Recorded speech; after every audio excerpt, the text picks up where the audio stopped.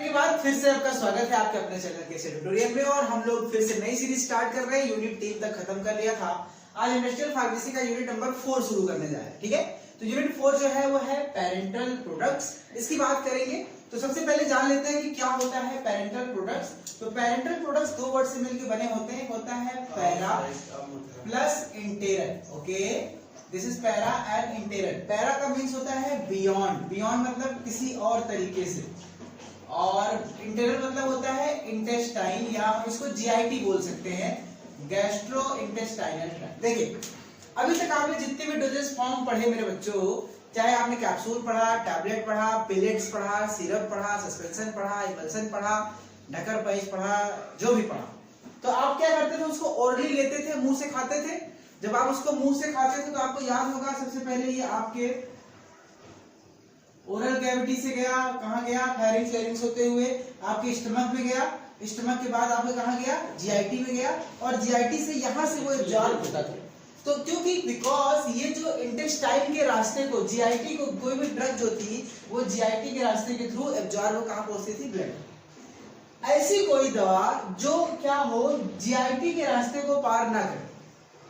ठीक है, तो पेरेंटल शब्द कहां से आया? पैरा मतलब बियॉन्ड, मतलब कहीं और से, बाहर से, दूसरे रास्ते से, और जीआईटी का मतलब होता है गैस्ट्रोइंटेस्टाइनल ट्रैक्ट, यानी ऐसा डोजेस फॉर्म जो जिसका एब्जॉर्प्शन गैस्ट्रोइंटेस्टाइनल ट्रैक्ट के अलावा किसी और रास्ते से होता है, उसे ही पेरेंटल कहते हैं। ठीक है, पेरेंटल, पैरा धन इंटेरल, इसको अपने पेरेंटल में समझिएगा, माता पिता वाला पेरेंटल वो अलग है।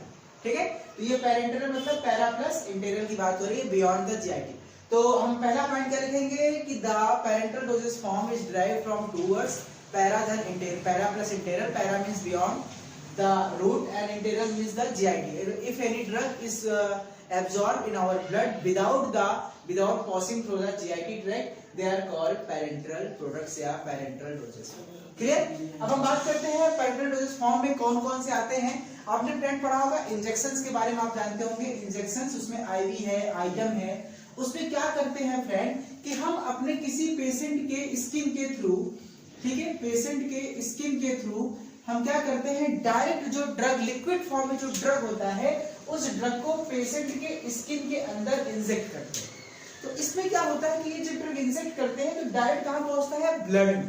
कहां पहुंचता है, ब्लड में। तो ब्लड में पहुंचने के क्या फायदे हैं उसकी बात करूंगा। तो नेक्स्ट पॉइंट क्या लिखेंगे कि the parental doses form in the parental doses from the active medicament is dissolved in a particular solvent which is pyrogen free and microbes free and they are inserted inside the skin through the injections and directly goes into the systemic circulation। यानी ये जो दवाइयां होती है इसमें कोई भी root fruit का झाम ताम नहीं होता, डायरेक्ट कहां पहुंचती है, हमारे स्किन में। आप कुछ फायदे समझ लो।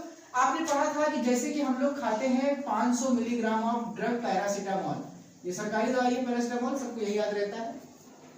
पैरासीटामोल आप खाते हैं तो क्या प्रोसीजर का बना होता है कि सबसे पहले मुंह से खाएंगे, ओरली जाएगा स्टमक में, वहां पे डिसइंटीग्रेट होगा, डिसॉल्व होगा, उसके बाद इंटेस्टाइन में जाएगा और फिर वहां से एब्जॉर्ब होगा। यानी हम ये कह सकते हैं कि जाने के बाद सबसे पहला डिसइंटीग्रेशन, फिर डिसोल्यूशन और फिर एब्जॉर्प्शन, उसके बाद कहां जाएगा, ब्लड। यानी जो ड्रग है ये इतने रास्ते को पार करने के बाद कहां जाएगा, ब्लड, और ब्लड में जाने के बाद ही रिसेप्टर से बाइंड करेगा और एक्शन शो करेगा।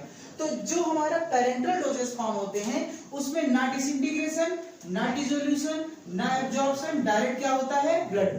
तो यानी कि इसका जो ऑनसेट ऑफ एक्शन है, यानी जो असर करने का समय है वो जल्दी होता है, यानी क्विक एक्शन देता है, क्योंकि ये इतनी बीच का समय जो है बच जाता है। आप जब टैबलेट कैप्सूल खाते हैं दोस्तों तो इतना धाम ताम होने के बाद ब्लड पहुंचता है, वो 15-20 मिनट बाद, आधे घंटे बाद असर शुरू होता है, ये क्विक एक्शन देगा। तो नेक्स्ट पॉइंट क्या लिख सकते हैं कि because the parental doses form do not contain any kind of disintegration, dissolution and absorption process and the drug directly goes into the blood systemic circulation, so their onset of action is quick and immediate, बहुत जल्दी होता है और तेज काम करता है। दूसरा, मैंने आपको बताया था, आपने पढ़ा था कुकुरोजी में, एक होता है फर्स्ट पास मेटाबॉलिज्म। इसका मतलब क्या होता है कि मान लीजिए कि आपने 500 मिलीग्राम ऑफ ड्रग खाया, अब वो ड्रग डिसइंटीग्रेट होने में कुछ वेस्ट होगा, डिसॉल्व होने में कुछ वेस्ट होगा, एब्जॉर्ब होने में कुछ वेस्ट होगा, और ब्लड पहुंचते पहुंचते और हो सकता है कि कुछ चला जाए कहां, लीवर में, और लीवर में जाके क्या हो जाए मेटाबोलाइज, और फिर कहाँ पहुंचे ब्लड। तो 500 मिलीग्राम का हो सकता है 300 मिलीग्राम ब्लड पहुंचे। तो जब 500 का 300 पहुंचेगा, 200 ग्राम मेटाबोलाइज हो गया, तो असर तो 300 का ही आएगा। हमने भले 500 खा लिया लेकिन असर कितने का आएगा, 300 का आएगा। तो हाँ, इसमें क्या होता है कि जब हम आप क्या देंगे, उस किसी ड्रग को टैबलेट कैप्सूल बना के उसको पेरेंटल के फॉर्म में देंगे तो डायरेक्ट ब्लड में जाएगा, और फर्स्ट पास मेटाबॉलिज्म नहीं होगा तो बायो अवेलेबिलिटी हो जाएगी इसकी 100%। तो नेक्स्ट पॉइंट क्या लिख सकते हैं कि the parental doses form shows 100% bioavailability because they do not waste in the first pass metabolism. ये बिल्कुल भी वेस्ट नहीं होते। दूसरी बात करते हैं फ्रेंड, जैसे मान लीजिए कुछ दवाइयां बहुत महंगी आती हैं, जैसे कि हम उनसे कहें कि अगर उनका 10 मिलीग्राम भी जो है वो कम से कम हमने कहा 5000 रुपए का, एग्जाम्पल मान लीजिए कुछ दवाइयां जिससे महंगी आती है। तो कुछ दवाइयां अगर इतनी महंगी है कि उसका छोटा सा अमाउंट भी बहुत महंगा है, करीब 5-6 हजार 10,000 रुपए का है, अगर आप इसको टैबलेट के फॉर्म में देंगे, अगर इसका 10 मिलीग्राम 5000 रुपए का हो गया, तो आप कैलकुलेट कर सकते हैं कि इसका 1 मिलीग्राम कितने रुपए का होगा। ठीक है, तो इसका इस तरह से आप देख रहे हैं कि अगर 10 मिलीग्राम है और आपने टैबलेट के फॉर्म में दिया और इसका कुछ परसेंट 2-4%, 10-20-30% मेटाबोलाइज हो गया और कुछ ही ड्रग पहुंचा, तो जो वेस्ट हुआ वो कितना पैसा वेस्ट हुआ, सोचो, बहुत पैसा वेस्ट हुआ। इसलिए जो भी कॉस्टली ड्रग होती है, कम अमाउंट वाली ड्रग होती है, डोज वाली, उसको हमेशा पेरेंटल देते हैं ताकि उसका वेस्टेज कम से कम। तो नेक्स्ट पॉइंट क्या लिखेंगे कि the drug which are very costly and low in dose या low in concentration, they are always given in the parental form because of consumption या because of wastage of money, उसमें पैसे का खर्च नहीं होगा। ये कुछ इसके हमारे कुछ प्रॉपर्टीज हो गई कि पेरेंटल डोजेज फॉर्म क्या होते हैं। अब हम बात कर लेते हैं दोस्तों कि पेरेंटल डोजेज फॉर्म कितने प्रकार के होते हैं। तो पेरेंटल जो आपके टाइप्स है, बाकी इंजेक्शन तो बाद में आएंगे, आइए उसकी बात ना करेंगे। अभी पेरेंटल जो होते हैं वो कितनी तरीके से हम अपनी बॉडी में दे सकते हैं। आपने तो केवल इंजेक्शन सुना, इंजेक्शन लगाते हैं, और भी तरीके हैं पेरेंटल तरीके देने के। तो पेरेंटल देने के कुल 5 तरीके होते हैं, पांचों का नाम जान लेते हैं। इंजेक्शन है पहला, इन्फ्यूजन दूसरा, तीसरा है पाउडर फॉर इंजेक्शन, चौथा है कंसंट्रेटेड सॉल्यूशन फॉर इंजेक्शन, और पांचवा है इम्प्लांट्स। तो हम पहली बात करेंगे सबसे पहले इंजेक्शन की। तो इंजेक्शन फ्री आप जानते हैं जिसमें क्या होता है कि आपने देखा होगा कि इस तरह से एक शीशी होती है, एक ये शीशी होती है और एक कुछ इस तरह से होती है। इस वाले में क्या होता है, डॉक्टर कांच की शीशी उसको तोड़ता है, इंजेक्शन भरता है, और इस वाले में ऊपर रबड़ की एक कार्ब की बोतल होती है जिसके अंदर इंजेक्शन डालता है। इसको बोलते हैं एम्प्यूल, सॉरी इसको बोलते हैं वॉयल, और इसको बोलते हैं एम्प्यूल। दोनों में फर्क क्या है दोस्तों, एम्प्यूल में सिंगल डोज होता है, एक बार इंजेक्शन लगाई उसको फेंक दिया, और वॉयल से टिटनेस का वॉयल आता है, उसमें हम एक बार में ढेर सारी इंजेक्शन निकाल सकते हैं। तो इसको हमेशा इंजेक्शन के फॉर्म में, यानी हम ये कह सकते हैं कि इसको हम इस तरह से इंजेक्शन के फॉर्म में, यानी एक सिरिंज होती है और उस सिरिंज की फॉर्म से इंजेक्शन के फॉर्म में खींच के पेशेंट के अंदर डालते हैं। This is called injection. इसमें आईएम है, आईवी है, आईसी है, सीआर है, ठीक है, कई तरीके के हैं, बाद में बात करेंगे। तो इंजेक्शंस क्या होते हैं कि they are basically a clear solution of active medicament in the solvent which is microbes and pyrogen free, and they are with the help of syringe or needles inserted inside the blood circulation। क्या होता है, circulation में हम इसको डालते हैं। ये injection का डेफिनेशन हो गया। दूसरा इन्फ्यूजन। देखिए फ्रेंड, इंजेक्शन और इन्फ्यूजन में एक ही फर्क है कि इंजेक्शन छोटे अमाउंट के लिए होता है, इन्फ्यूजन बड़े अमाउंट के लिए होता है। तो जब आपको ज्यादा अमाउंट में 500 ml, 100 ml, 250 ml किसी पेशेंट को चढ़ाना होता है, कोई फ्लूइड 0.9% NaCl, 5% एक्सटोल, 10% एक्सटोल, तो आपने अक्सर देखा होगा कि हॉस्पिटल्स में क्या होते हैं, एक ऐसी बॉटल्स होती है और उसमें इस तरह से बॉटल्स लगी होती है और उस बॉटल में इस तरह से पेशेंट को लगाया जाता है। तो जो बॉटल्स होती है, बड़े पैकेज आती है, कोलैप्सिबल ट्यूब पाउच की तरह पैकेट्स होते हैं, तो वो इन्फ्यूजन्स होते हैं। तो infusions are also the similar to the injections in which the active medicament are dissolved in the water for injection solvent, ठीक है, and they are large in volume, usually 100 to 100 ml, and they are with the help of IV set inserted to the patient. IV set के साथ patient को लगाया जाता है। तीसरा होता है फ्रेंड पाउडर फॉर इंजेक्शन। इसमें आपने कुछ दवाइयां ऐसी देखी होंगी कि जिसमें जब भी आप पैकिंग खोलते होंगे तो एक आपको शीशी मिलती है जिसमें पाउडर होता है और एक ट्यूब रहता है जिसके अंदर पानी भरा होता है। पानी अलग होता है और पाउडर, सूखा सूखा पाउडर अलग होता है। तो ये वाटर फॉर इंजेक्शन क्या होता है, पाउडर फॉर इंजेक्शन में ये बगल वाला WFI यानी वाटर फॉर इंजेक्शन होता है। इस वाटर फॉर इंजेक्शन को इसमें खोलते हैं, इसमें डाल के आप मिला के हिलाते हैं और हिलाने के बाद फिर इसको इंजेक्शन से खींच के इंजेक्शन की तरह इसको आप लगा देते हैं। तो इन दिस डोजेज फॉर्म यानी in this types of parental doses form the active medicament is in sterile and dry form is available in a bottle and the water for injection is added into it and after dissolving they convert into the solution form and after converting into solution form they are inserted into the body. उसी तरह से है concentrated solution for injection, बस फर्क क्या है, जहां पे पाउडर था अब वहां पे कंसंट्रेटेड सॉल्यूशन यानी बहुत गाढ़ा, यानी वहां पे बहुत ड्राई था, यहाँ पे गाढ़ा है।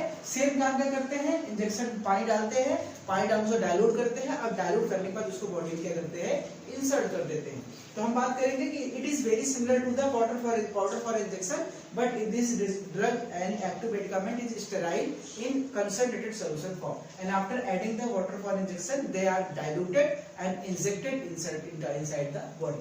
लास्ट है इम्प्लांट। इम्प्लांट से आप देखें आजकल इंसुलिन के प्लांट्स आते हैं, उसको बॉडी के अंदर इंसर्ट कर देते हैं और बॉडी के अंदर इंसर्ट होने के बाद वो धीरे धीरे ड्रग को रिलीज करता है और ये लॉन्गर एक्शन के लिए, महीने 1.5 महीने के लिए, 15 दिन के लिए ये असर को देता है। तो हम लिख सकते हैं कि implants are in a patch form with active medicament and inserted inside the skin body and they release drug for the longer duration। इतना ही लिख सकते हैं, काफी है। तो ये हो गया टाइप्स। हम बात करेंगे इसके एडवांटेज और डिसएडवांटेज की, क्या क्या होता है इसका एडवांटेज डिसएडवांटेज, इसको मिलते हैं हम नेक्स्ट क्लास में। चलिए बात करेंगे हम लोग पेरेंटल प्रोडक्ट्स के एडवांटेज और डिसएडवांटेज की। हमें पता है कि बहुत अच्छा होता है, तो बहुत अच्छे होने के साथ साथ कुछ कमियां भी इसमें होंगी, तो इनकी बात करेंगे। कि सबसे पहले हम बात करेंगे इसके एडवांटेज की कि क्या होते हैं पेरेंटल प्रोडक्ट्स के एडवांटेज। तो सबसे पहला है कि इमीडिएट रिस्पांस। मैंने आपसे क्या बताया था कि बाकी आप जितने भी कन्वेंशनल डोजेज फॉर्म है, जैसे टैबलेट है, कैप्सूल है, सिरप है, सस्पेंशन है, इमल्सन है, उसमें क्या होता है कि ऑनसेट ऑफ एक्शन में टाइम है। जैसे मान लीजिए कि हमारा डोज है, ये रिस्पांस है और ये टाइम के बीच हम कर्व बना रहे हैं। अगर हम कोई ओरल रहे हैं तो सबसे पहले ओरल क्या होगा, जाएगा, पहुंचेगा, डिसइंटीग्रेट होगा, डिसॉल्व होगा, धीरे धीरे धीरे कहां पहुंचेगा, ब्लड के, और ब्लड में आने के बाद फिर ये रिस्पांस देना शुरू करेगा। यानी ये पीक है, यानी पीक मतलब कि कहां पे ये ब्लड में मैक्सिमम अमाउंट में ये एब्जॉर्ब हो चुका है। यानी इतना जो देर का डिस्टेंस है यहां से यहां तक का, दिस इज ये जो ड्यूरेशन है, ये इसका ऑनसेट ऑफ एक्शन है। यानी दवा इतनी देर के बाद ही असर करना शुरू करेगी, कब, जब ड्रग पूरी तरह से ब्लड में पहुंच जाएगा। लेकिन अगर हम बात करें वहीं पे किसकी, पेरेंटल की, तो डायरेक्ट कहां शुरू होता है, यहां से, यानी एब्जॉर्प्शन फेज होता ही नहीं है, डायरेक्ट कहां पहुंचता है, ब्लड में, यानी एक्शन 0 टाइम से ही शुरू हो जाता है, यानी इमीडिएट रिस्पांस। यानी जब भी आपको कोई दवा देनी है तुरंत इमीडिएट रिस्पांस के लिए क्या होते हैं, ये एप्लीकेबल होते हैं। तो हम क्या लिख सकते हैं कि बिकॉज, पहला पॉइंट लिखेंगे, parental product shows the immediate response because it do not contains the absorption phase. ठीक है, इसी को दूसरी बात हम कह सकते हैं नेक्स्ट पॉइंट करके कि देखिए अगर कोई पेशेंट बहुत ज्यादा इमरजेंसी कंडीशन है, एकदम जान जाने वाली कंडीशन है, उस केस में आप उसको टैबलेट और कैप्सूल खिला के उसके रिस्पांस आने का वेट नहीं कर सकते। आपको इमीडिएट रिस्पांस इमरजेंसी केस के लिए आपको हमेशा पेरेंटल ही देना होता है, इंजेक्शन ही देने होते हैं। तो नेक्स्ट पॉइंट हम क्या लिख सकते हैं इसमें बढ़ा करके कि for the very emergency patients oral dosage form are not effective, they for the quick response या immediate response parenteral products are generally referred। ठीक है, दूसरी बात करते हैं which are non effected orally, यानी बहुत से ऐसे दवाइयां होती हैं जो ओरली उनका प्रभाव बहुत घट जाता है। क्यों? क्योंकि बहुत से ऐसी दवाइयां होती हैं जिनका फर्स्ट पास मेटाबॉलिज्म बहुत ज्यादा होता है, और फर्स्ट पास मेटाबॉलिज्म बहुत ज्यादा होने के कारण आपने खाया 500 mg, ड्रग पहुंचा 100 mg और उसका करीब 80% 90% मेटाबोलाइज हो रहा है, खराब हो रहा है। तो ऐसे दवाओं के लिए सबसे बेस्ट है कि हम उसको आईवी के फॉर्म में दे, आईएम के फॉर्म में दे या पेरेंटल के फॉर्म में दे। क्यों? क्योंकि उसमें फर्स्ट पास मेटाबॉलिज्म चांसेस खत्म हो जाएंगे। तो फॉर नेक्स्ट पॉइंट क्या लिखेंगे एडवांटेज में कि those drug which are not affected orally and they are metabolised by the first pass metabolism, for those drugs parental form is accurate, parental dose form is good for that doses form. अगला है for non cooperative patient, unconscious patient, यानी कि कुछ ऐसे भी patient होते हैं, मान लीजिए नियोनेट से, नवजात बच्चा है, अभी करीब 1-2 महीने का है, या कोई ऐसे बूढ़े हैं जो बोल नहीं पा रहे हैं, काफी ज्यादा सीरियस कंडीशन में है, या कोई अनकॉन्शियस पेशेंट है जो बेहोश है, कोमा में है, मूर्छा में है, तो उस पेशेंट को आप टैबलेट, कैप्सूल या सिरप पिला नहीं सकते हैं। उस पेशेंट के लिए पेरेंटल डोजेज फॉर्म सबसे बेस्ट होता है कि उसको होश पता नहीं चलेगा, फिर भी आप उसके बॉडी में इंसर्ट कर देंगे और ड्रग अपना काम करना शुरू कर देगा।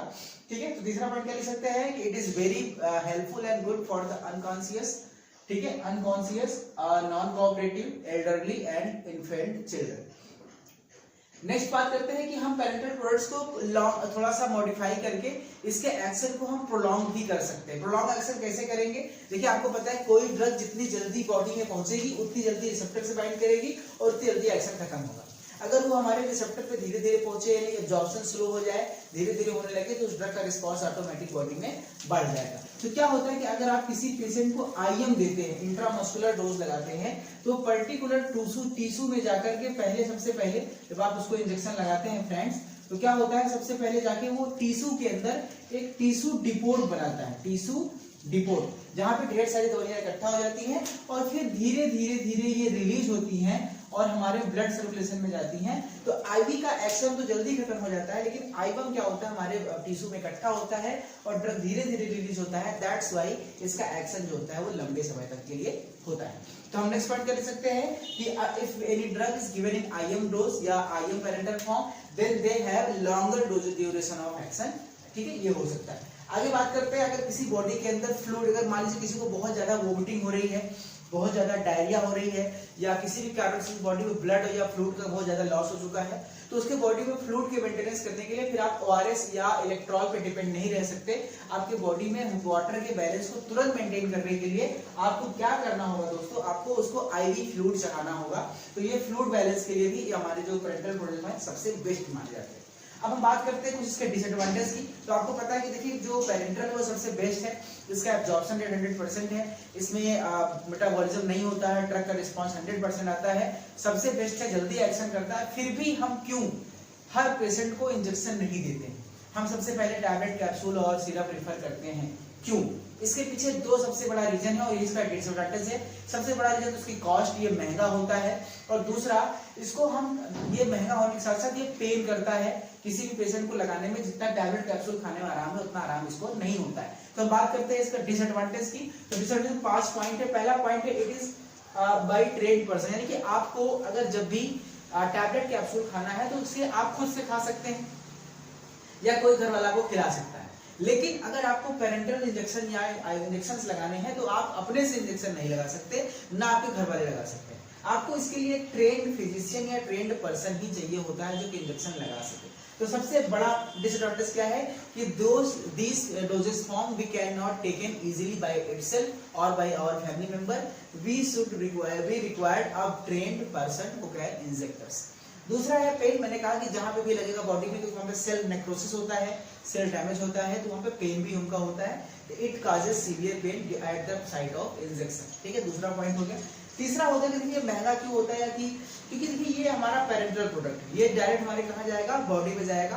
तो इसलिए इसको बनाते समय स्टेराइल कंडीशन होना चाहिए, एसेप्टिक क्लाइमेट होना चाहिए, पूरी तरह से बैक्टीरिया वायरस फ्री होना चाहिए। तो इसको बनाने से पहले जो एसेप्टिक कंडीशन मेंटेन की जाती है उसके लिए खर्च बहुत आता है। तो नेक्स्ट पॉइंट हम क्या लिख सकते हैं फ्रेंड? हम नेक्स्ट पॉइंट लिख सकते हैं कि it require highly aseptic procedure and aseptic area, clean sterile room for the preparation of parental products.